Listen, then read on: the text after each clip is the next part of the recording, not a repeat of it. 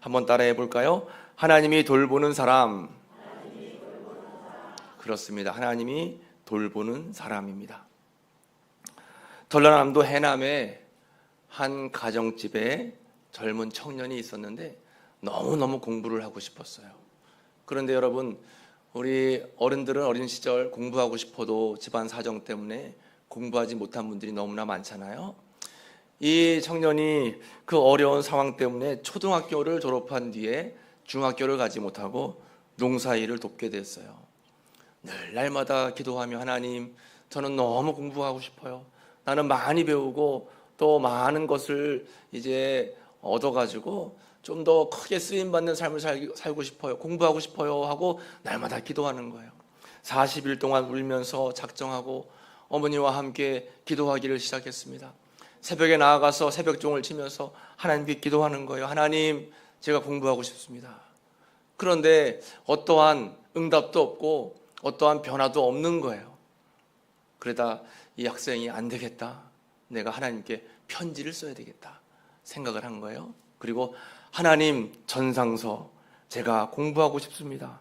공부할 길을 열어주세요 하고 하나님 앞에 자기가 공부하고 싶은 이유를 다 적은 뒤에 편지 봉투에 딱 넣어가지고 우체통에 넣었어요. 누구한테 보내는 거예요?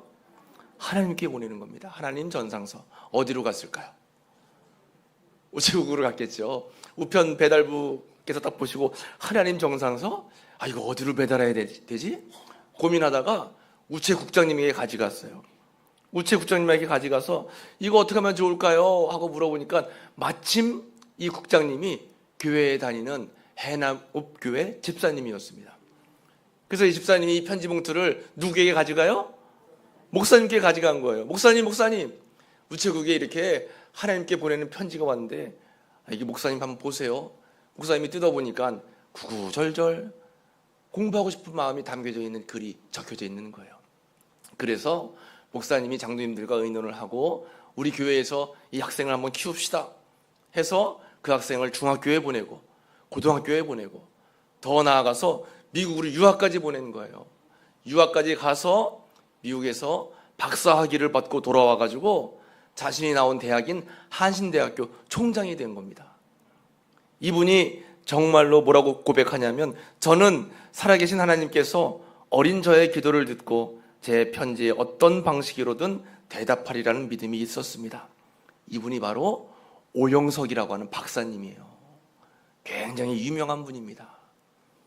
이분은 그 한신대학교를 졸업하고 스위스, 미국 다니면서 박사학위를 따고 한신대 교수를 거쳐서 한신대 총장까지 되고 지금 명예교수님으로 있는 겁니다. 어린 마음에 얼마나 공부를 하고 싶었으면 하나님께 편지를 썼을까요? 여러분도 혹시 오늘 응답받지 못한 기도 제목이 있으면 편지 쓰셔가지고 우체통에 넣으시기 바랍니다. 네, 요즘에는 손으로 편지 쓰는 것이 많이 이제 없어져서 아쉬운 것 같아요. 이분이 고백하기를, 내 인생은 하나님이 돌보신 인생입니다. 나는 아무것도 없고 나는 능력도 없고 재주도 없고 할 수 있는 배경도 없었습니다. 오로지 하나님만 바라보고 주님의 돌보심을 기도했는데 하나님께서 나를 여기까지 인도해 주셨습니다. 모든 것이 다 하나님의 은혜입니다 하고 고백을 하는 거예요. 여러분, 우리가 이 땅을 살아가는데 하나님의 돌보심이 없으면 안 되는 겁니다. 들의 꽃도 또 너무 귀한 어린아이도 누군가의 돌봄이 있어야 되는 거예요. 여러분, 교회가 부흥되고 성도들이 많이 와야 되잖아요.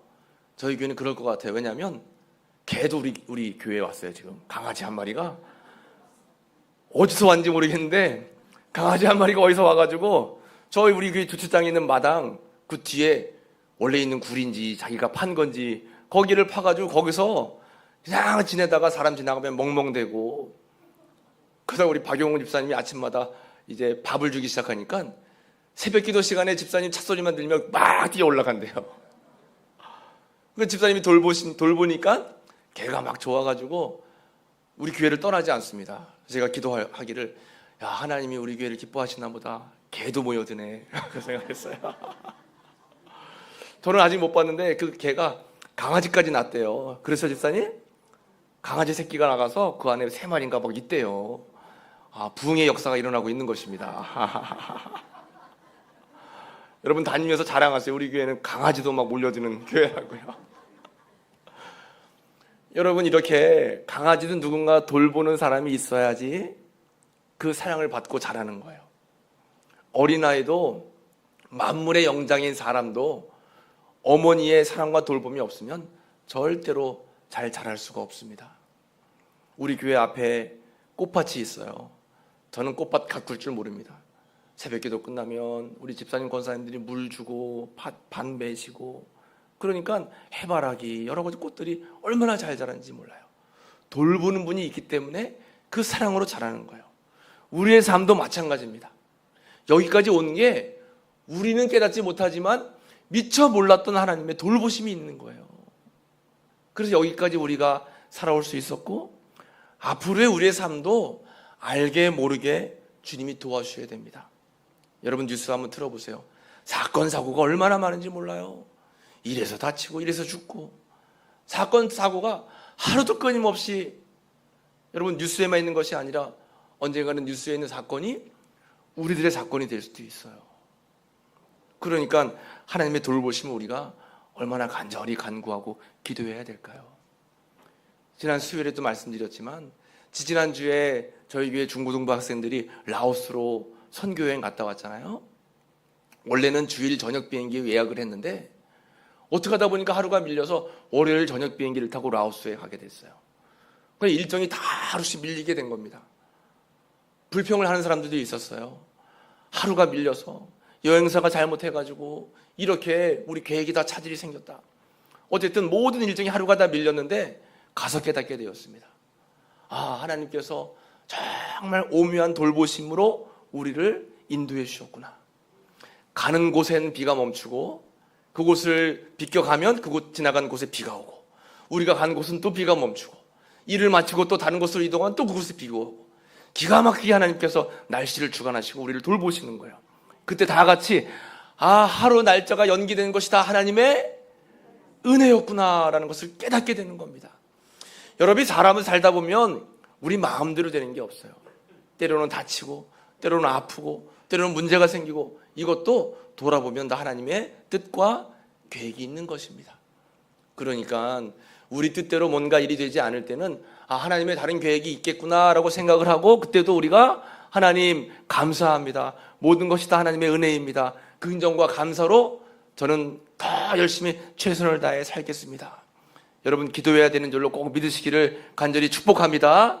그게 하나님의 은혜이고 믿음이에요. 우리 하나님을 믿잖아요, 여러분. 그런데 살다 보면 하나님을 믿지 않는 사람처럼 행동할 때가 많아요. 아이고 재수없네 오늘 아주 그냥. 이런 식으로 하나님의 다 섭리와 계획이 있는데 그냥 세상적인 이치로 우리가 생각하고 판단해서 원망하고 불평할 때가 많아요. 우리는 하나님의 돌보심 속에 살아가고 있다고 하는 사실을 여러분 꼭 기억하시길 간절히 축복합니다. 오늘 말씀에 읽은 부분에 보니까 어떤 말씀이 있냐면 눈에 확 들어오는 말씀이 있어요. 오늘 본문 66장 2절 말씀에 맨 뒷부분에 노란색으로 표현된 말씀 뭐라고 표현되어 있어요? 같이 읽어볼까요? 그 사람은 내가 돌보려니와. 하나님께서 하신 말씀입니다. 내가 이런 사람은 돌볼 것이다. 하나님이 돌보시는 사람이 있대요. 여러분 사람도 누가 돌봐주면 좋잖아요. 누군가 뒤에 든든한 백이 있으면 좋죠. 여러분 은행 잔고가 날로 많아지면 든든하시죠? 아닌 척 하시지만 든든하실 것입니다. 누군가 나를 도와줄 든든한 백이 있으면 그것은 마음에 평안함이 임하게 돼요. 하물며 천지 만물을 지으시고 다스리시고 통치하시고 사람의 삶과 죽음을 다 주장하시는 하나님께서 우리를 돌봐주신다라고 하면 그거보다 더 귀한 일이 어디 있겠습니까? 일확천금이 무슨 도움이 있대요? 여러분 내가 가지고 있는 모든 좋은 조건과 환경이 무슨 소용이 있겠습니까? 하나님이 돌봐주시면 그것은 다른 조건이 다 필요 없는 거예요. 오늘 본문에 나와 있는 돌보려니와 라고 하는 뜻은 보호하시고 내 삶에 관여하시고 관심을 가지시고 더 나아가 책임져 주신다라고 하는 그런 말씀입니다. 그러니까 여러분 오늘 이 말씀을 통해서 하나님이 내 삶 속에 관여하셔서 나를 보호하시고 또 내 삶을 책임지면 좋겠다라는 마음의 뜻이 있는 분들은 오늘 조시지 마시고 꼭 말씀을 마음에 새기셔서 은혜 받으시기를 간절히 축복합니다. 그래서 오늘 세 가지 하나님께서 어떤 사람을 돌보시는가 함께 말씀을 나누도록 할게요. 첫 번째, 하나님이 돌보시는 사람 한번 따라해 볼까요? 마음이 가난한 사람. 그래요. 하나님이 어떤 사람을 돌보시는가? 먼저는 마음이 가난한 사람을 하나님이 돌보신다라고 약속해 주셨습니다. 오늘 본문 22절 말씀에 보면 나 여호와가 말하노라 내 손이 모든 것을 지었으므로 그들이 생겼느니라 무릇 마음이 가난하고 그 사람을 내가 돌볼 것이다. 마음이 가난하다. 여러분, 마음이 가난하다라고 하는 뜻은 무슨 뜻일까요? 영어 성경에 보면 마음이 가난하다라고 하는 뜻이 be humble이라고 표현되어 있어요. humble, 이것은 겸손을 의미합니다. 겸손. 한번 따라해 보겠습니다. 겸손한 사람. 겸손한 사람. 하나님은 겸손한 사람을 돌보시는 거예요. 내가 좀 능력이 있다고, 내가 좀 가진 것이 있다고, 내가 좀 아는 것이 있다고 어깨에 힘이 들어가서 사람을 함부로 무시하면 절대로 안 돼요. 내가 계획한 것이 잘 계획대로 이루어져 가지고 남들보다 조금 더 높은 자리에 세상 지위와 명예를 가졌다고 해서 남들이 나보다 더 낫다라고 생각하면 절대 안 되는 것입니다. 오늘 본문의 처음 말씀에 시작하기를 나 여호와가 말하노라 내 손이 이 모든 것을 지었으므로 그들이 생겼느니라. 누가 지으신 거예요? 하나님이 이 모든 만물을 다 지으셨어요. 여러분, 누가 지으셨어요? 부모님의 몸을 통해 이 땅에 왔지만 누가 우리를 보내신 거예요? 하나님이 우리를 보내셨고 우리의 생명이 다하는 순간 하나님께로 돌아가는 겁니다. 그래서 사람이 죽으면 그분 돌아가셨다라고 표현하는 거예요. 이 땅에 여러분 나오고 싶어서 나오신 분 계세요? 공주에 태어나고 싶어서 태어나신 분 계세요? 왜 서울에서 태어나시지 공주에 태어나셨습니까? 누구 뜻이에요? 하나님 뜻입니다, 여러분. 이씨로 태어나고 김씨로 태어나고 엄씨로 태어나고 누구 뜻이에요? 하나님 뜻입니다. 그렇기 때문에 우리는 아무리 내 가지고 있는 모든 많은 것이 있다 할지라도 잊지 말아야 될 것은 겸손이에요. 겸손. 한번 따라해 보겠습니다. 겸손하자. 다시 한번 더 겸손하자. 겸손하는 거예요. 나보다 남을 더 낮게 여기고 늘 항상 예수님처럼 겸손하고 겸손하자. 여러분, 예수님처럼 겸손하신 분이 어디 계세요? 예수님은 본래 하나님과 동등된 분이에요. 하나님이신데 이 땅으로 오셔서 사람의 몸을 입으셨습니다. 그리고 사람들이 겪는 모든 고통을 다 겪으셨어요. 안 드시면 배고프시고 못 주무시면 졸리시고 또 사람들이 때리면 아프셨어요. 그럼에도 불구하고 하나님은 예수님을 이 땅에 보내셔서 예수님은 겸손의 본을 보여주셨고 십자가에 달려 돌아가시기까지 우리를 위해서 가장 낮은 자의 삶의 모습을 보이셨습니다. 태어날 때도 어디에서 태어나셨어요? 말구유, 마구간 말구유에 태어나셨어요. 예루살렘 입성하실 때에도 뭘 타고 입성하셨습니까? 가장 낮은 나귀 새끼를 타고 입성하셨어요. 그리고 예수님은 대물을 떠놓으시고 제자들의 더러운 발을 일일이 다 씻겨주셨어요. 내가 너희를 사랑하면서 내가 너희에게 겸손을 보여준 것 같이 너희도 서로 겸손해라. 그러므로 여러분, 절대로 교만한 마음을 갖고 남들을 우습게 여기거나 남들에게 상처 주는 말을 하지 말고 늘 항상 서로 높여주고 저 사람도 하나님께서 창조해 놓으신 너무 귀한 사람이다 생각하면서 서로 높여주는 믿음의 삶을 살아야 되는 줄로 믿습니다. 여러분, 말씀에 미가서 6장 8절 말씀을 같이 한번 읽어볼까요? 여호와께서 내게 구하는 것은 오직 정의를 행하며 인자를 사랑하며 겸손하게 내 하나님과 함께 행하는 것이 아니냐. 아멘. 하나님께서 우리에게 구하는 것이 있어요. 그것은 뭐냐면 정의를 행하면서 인자를 사랑하는데 겸손하게 하나님과 동행하는 것입니다. 여러분, 혹간에 뉴스에 보면 어떤 목사님들이 나와가지고 막 이래라 호통치고 저래라 호통치고 안 됩니다. 여러분, 겸손해야 돼요. 벼는 익을수록 고개를 숙여요. 높은 지위에 올라갈수록 더 낮은 자세로 함께 모든 사람들과 더불어 살아가야 됩니다. 예수님께서 산상수훈 말씀을 전해주셨어요. 마태복음 5장 말씀에서 모든 사람들을 모아놓고 이런 사람이 복받은 사람이다 하면서 팔복의 말씀을 전해주셨는데 그 팔복 가운데 첫 번째 복이 뭘까요? 심령이 가난한 자는 복이 있나니 천국이 그들의 것이미요. 심령이 가난한 자가 뭐예요? 아까 말씀드렸죠? 겸손한 자. 그 사람에게 복이 있는데 어떤 복을 받게 되는 거예요? 천국을 선물로 받게 된다라고 하는 것입니다. 여러분 다 돌아가셔서 천국 가고 싶으시죠? 싫으신 분 계세요?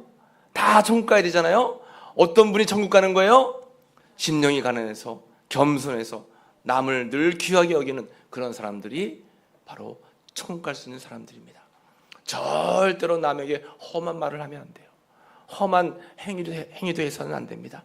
너희 안에 내 마음을, 이 마음을 품으라. 곧 그리스도 예수의 마음이다 했습니다. 예수님의 마음은 아까 말씀드린 것처럼 겸손한 마음이에요. 낮아지는 마음입니다. 늘 항상 다른 사람들을 존귀하게 여기는 마음이에요. 그 마음을 서로 품으라 예수님은 우리에게 말씀하셨습니다. 야고보서 4장 6절 말씀을 같이 읽어보겠습니다. 하나님이 교만한 자를 물리치시고 겸손한 자에게 은혜를 주신다. 또 베드로전서 5장 5절입니다. 하나님은 교만한 자를 대적하시되 겸손한 자들에게는 은혜를 주시느니라. 아멘. 하나님이 정말 싫어하는 사람이 있어요. 그 사람은 어떤 사람이에요? 교만한 사람을 하나님은 절대 싫어하십니다. 그러나 반대로 겸손한 사람을 하나님은 기뻐하시는 거예요. 일전에 제가 이제 터키에 가서 이란 선교사님을 만날 기회가 있었어요.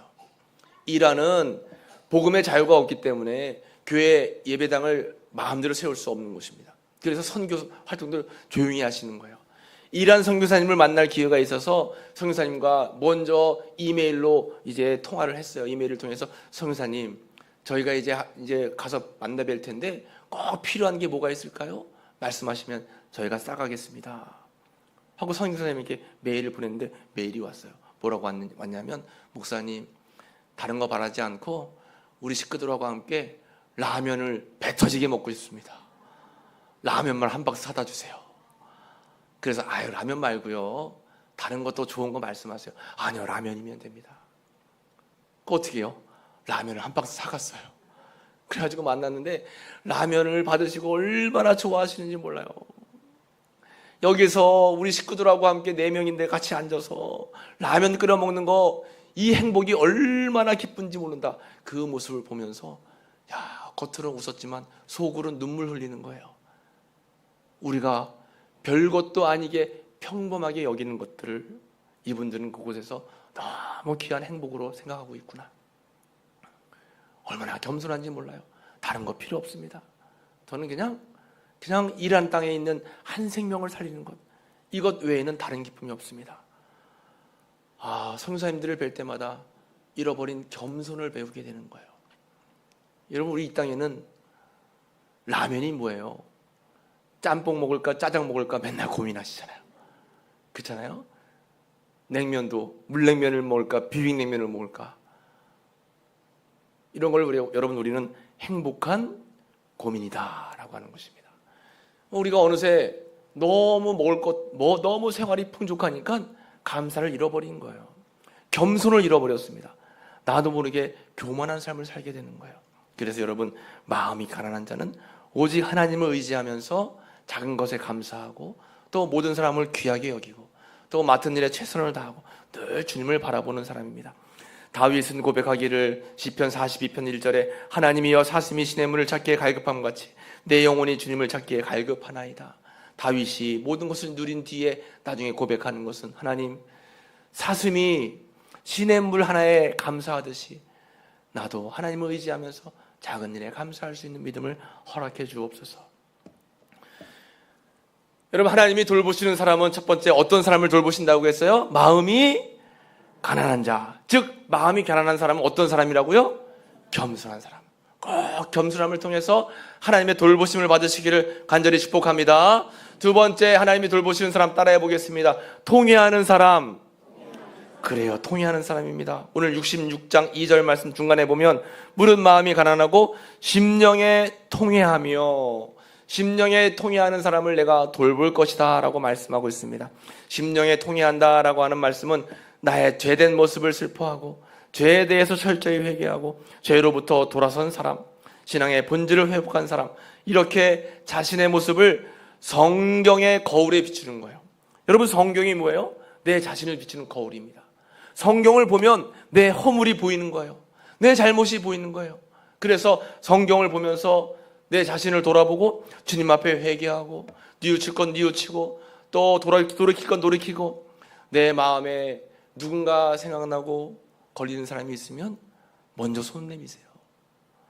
먼저 용서를 구하세요. 먼저 화해의 손을 내미시기 바랍니다. 통회하는 사람을 하나님께서는 감찰하시고 돌보신다 말했습니다. 마태복음 5장에 나와 있는 팔복 말씀 가운데 첫 번째는 마음이 가난한 자라고 했습니다. 팔복의 두 번째 말씀은 뭐예요? 애통하는 자는 복이 있나니 그들이 위로를 받을 것이며, 예수님께서도 서로 애통해라 말씀하고 있는 거예요. 애통할 때에 하나님의 위로를 받을 수 있다라고 말씀하고 있고, 시편 51편 17절 말씀을 같이 읽어볼까요? 하나님께서 구하시는 제사는 상한 심령이라 하나님이여 상하고 통회하는 마음을 주께서 멸시하지 아니하시리이다. 아멘. 하나님께서 구하시는 제사, 예배는 상한 심령이에요. 여러분 교회 와서 예배 드릴 때 다른 것도 중요하지만 상한 심령을 통해서 내가 세상에 살면서 지은 죄가 있다면, 혹 내가 누군가의 마음을 아프게 한 것이 있다면, 혹 내가 가정에서 이런 어려움들을 겪었다라면 그 모습들을 주님 앞에 다 내어놓고 회개하고 돌이켜서 다시 새로운 삶으로 나아가는 것, 이것을 하나님께서는 원하신다라고 하는 것입니다. 이것이 우리가 해야 할 우리 예배의 본질이고 또 하나님이 기뻐하시는 삶이다라고 하는 것이죠. 시편에 있는 말씀에 보면, 시편에 있는 말씀에 뭐라고 표현하고 있냐면, 시편에 있는 말씀 보시면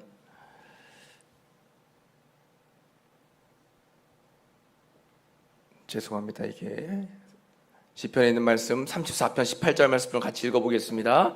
여호와는 마음이 상한 자를 가까이 하시고 충심으로 통회하는 자를 구원하시는도다 라고 했어요. 마음이 상한 자를 가까이 하신대요. 마음에 통회하면서 주님 앞에 내 마음을 다 드러내는 사람을 하나님께서는 기뻐하시고 그 사람들을 구원하신다라고 하는 것입니다. 그러므로 하나님의 돌봄을 받는 두 번째 사람은 뭐예요? 통회하며 자신의 모든 죄를 주님 앞에 다 고백하고 주님으로부터 다 용서함을 받고 또 용서를 받은 것처럼 다른 사람을 용서할 수 있는 그런 믿음을 가지고 있는 사람, 그 사람을 하나님께서는 돌보신다라고 하는 것입니다. 마지막으로 세 번째, 하나님이 돌보는 사람 따라해 보겠습니다. 말씀을 인하여 떠는 사람. 세 번째 66장 2절 말씀 뒷부분에 보면 내 말을 듣고 떠는 자, 그 사람은 내가 돌보려니와 이렇게 말씀하고 있는 것입니다. 오늘 66장 2절 말씀을 새 번역으로 읽어보면 나를 두려워하고 내 말을 따르는 사람, 이런 사람이 내가 좋아하는 사람이다 했습니다.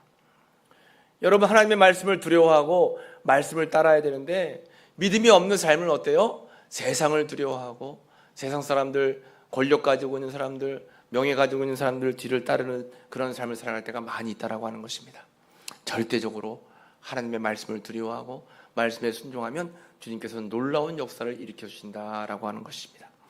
옛날 여러분 조선 시대에 이제 우리나라가 처음 기독교가 막 들어온 시기에 평안북도에 한 사람이 살고 있었는데 그 사람은 백사겸이라고 하는 사람입니다.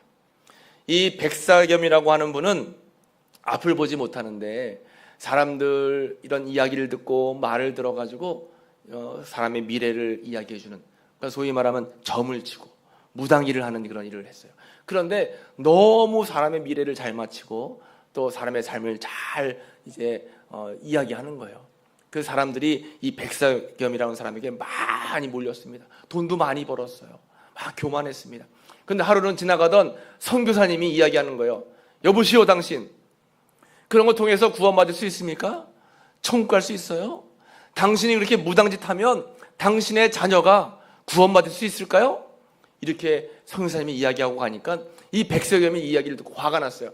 감히 어디서 나에게 이런 이야기를 하냐고, 썩 꺼져라고 소리를 막 냅다 질렀습니다. 그리고 헤어졌는데 밤에 누웠는데 잠이 오질 않는 거예요. 막 선교사님의 소리가 너가 그러고도 구원받을 수 있냐, 구원받을 수 있냐, 이 소리가 귀에서 막 맴돌고 너 때문에 너 자녀도 구원받을 수 없다, 내 하나밖에 없는 아들도 나 때문에 구원받을 수 없어. 막 뒤척이다가 잠이 들었는데 꿈에서도 계속 선교사님이 너는 구원받을 수 없다, 구원받을 수 없다. 도저히 괴로워서 막 살 수가 없는 거예요. 야, 이거 안 되겠다, 안 되겠어. 나도 한번 교회를 나가봐야 되겠다 하고 이제 아이를 데리고 교회 나갔더니 교회가 너무 허름한 거예요. 그런데 그날 예배의 말씀을 듣고 은혜를 받은 겁니다. 아, 내가 이 무당짓 하는 거 다 소용없는 것이구나. 그날로 무당하는 일 다 그만둬버리고 교회에 예배 드리면서 아주 진실한 성도가 됐는데 교회가 너무 허름해요. 그래서 자신이 가지고 있던 모든 전 재산을 다 헌금을 했습니다. 그러니 이제는 자녀를 키울 돈도 남아있지 않아요? 그러니까 이 선교사님이 어쩌자고 그렇게 돈을 다 헌금했냐고. 먹고 살 길이 없으니까 교회에 들어와서 교회를 돌보는 일을 하라고 해서 교회 직원이 된 거예요. 그리고 이 선교사님이 아들을 공부시키기로 약속을 하고 아들을 미국으로 보내서 이제 대학 공부를 시켰는데 그분이 돌아와가지고 박사가 됐는데 그분 이름이 뭐예요? 백낙준이라고 하는 분입니다. 여러분 아세요?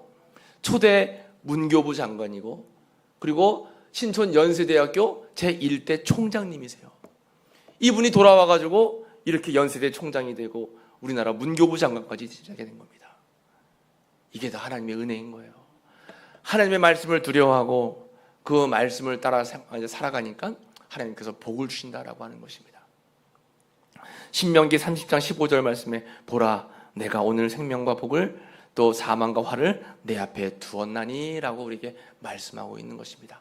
하나님의 말씀을 두려워하고 하나님의 말씀대로 살아가고 하나님의 말씀을 이제 멸시하지 않는 자는 하나님께서 반드시 상을 주시고 놀라운 은혜를 베풀어 주시겠다 우리에게 약속해 주셨다라고 하는 것이죠.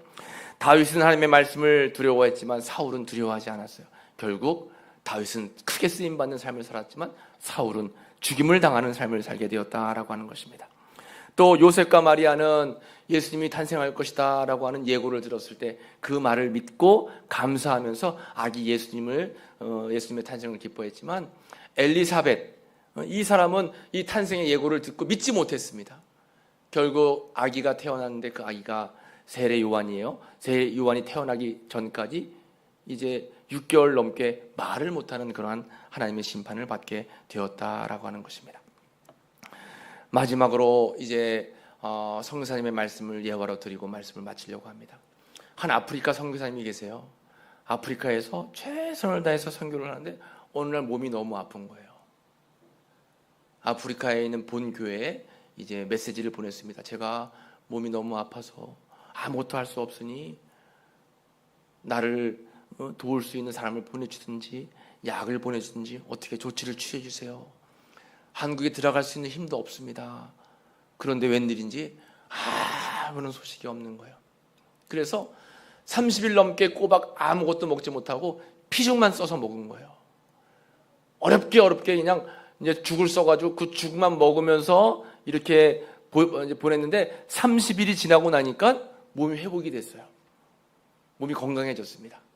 그리고 나서 이제 몇 개월이 지나서 한국으로 돌아왔어요. 돌아와서 이제 본 교회에서 간증을 하는 거예요. 여러분 제가 30일 동안 먹지 못해가지고 도움을 요청했는데 아무 도움이 오지 않아서 제가 죽만 먹고 버텼습니다. 그래도 하나님이 돌보셔가지고 이렇게 건강을 회복해서 돌아왔습니다 하고 간증을 했어요. 간증 끝나고 이제 밖에 나가는데 한 성도님이 잡는 거예요. 성사님 제가 의사인데요. 성사님 이야기를 다 들어보니까 성사님의 병은 소화장애 질병입니다. 소화장애 질병에 가장 좋은 약은 죽을 드시는 겁니다. 그때 아마 다른 거 뭐 드셨으면 이미 하나님 나라 천국에 가셨을 것입니다. 그때 성사님이 깨달은 거예요. 내가 그렇게 도움을 요청했는데도 아무 도움이 없어가지고 한 달 넘게 죽을 먹게 한 것도 다 하나님의 돌보심이었구나. 그리고는 너무 감사한 그런 은혜의 간증을 하나님 앞에 올려드리고 또 모든 교우들과 나눴다라고 하는 것입니다.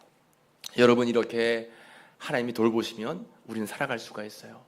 어떤 사람을 하나님이 돌보신다고 했죠? 먼저는 마음이 가난해서 겸손한 사람, 또 두 번째는 통회하며 회개하는 사람, 세 번째는 하나님의 말씀을 두려워하면서 말씀에 순종하는 사람. 그러면 하나님께서는 여러분들의 삶을 도우시고 인도하시는 줄로 믿습니다. 마지막으로 이사야서 오늘 본문의 66장 2절 말씀을 읽고 말씀을 마치도록 하겠습니다. 무릇 마음이 가난하고 심령에 통회하며 내 말을 듣고 떠는 자 그 사람은 내가 돌보려니와. 아멘. 하나님의 돌봄을 받고 승리하시는 여러분 모두가 되시기를 간절히 축복합니다. 기도하겠습니다. 하나님 감사합니다. 하나님이 돌보시는 그 한 사람이 바로 내가 되기를 원합니다. 하나님 마음이 가난하게 늘 겸손할 수 있도록 인도하시고 늘 하나님 은혜 가운데에 통회하며 죄를 자복하게 하시고 무엇보다 하나님의 말씀을 두려워하며 주님 앞에 영광 올려드리는 저희의 믿음의 삶이 다 될 수 있도록 은혜를 베풀어 주옵소서. 예수